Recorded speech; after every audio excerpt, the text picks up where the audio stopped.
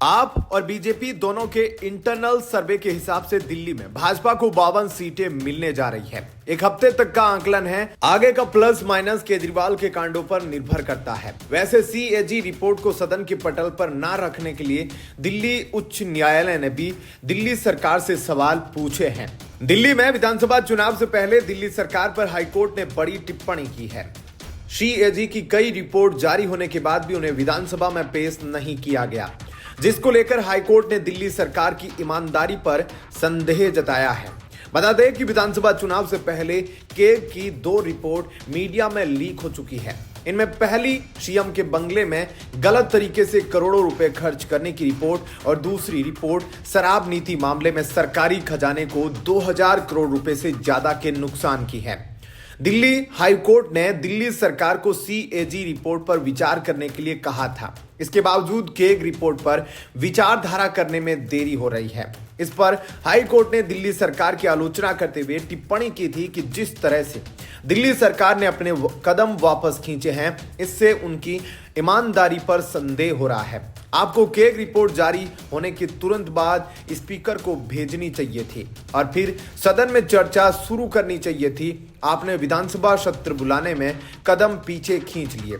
इस मुद्दे पर देरी करने और एलजी के पास रिपोर्ट न भेजने के कारण आपकी ईमानदारी पर संदेह हो रहा है। हाईकोर्ट की तरफ से कहा गया कि केग रिपोर्ट को लेकर दिल्ली सरकार को स्पीकर के पास जल्दी रिपोर्ट भेजनी चाहिए थी। इसको लेकर दिल्ली सरकार की तरफ से कहा गया कि दिल्ली में विधानसभा चुनाव होने वाले हैं, ऐसे में कैसे सत्र बुलाकर रिपोर्ट पेश की जा सकती थी। वहीं दिल्ली सरकार ने पिछली सुनवाई में बताया था कि केग की सभी 14 रिपोर्ट को स्पीकर के पास भेजा जा चुका है। इस मामले को लेकर दिल्ली हाईकोर्ट ने दिल्ली सरकार, स्पीकर और अन्य संबंधित लोगों से जवाब मांगा है। बता दें कि भाजपा का कहना है कि 1 दर्जन से ज्यादा सीएजी रिपोर्ट सालों से विधानसभा में लंबित है। लंबे समय से इन केग रिपोर्ट्स को विधानसभा में पेश करने की मांग की जा रही है, लेकिन दिल्ली सरकार ने उनकी बात नहीं सुनी।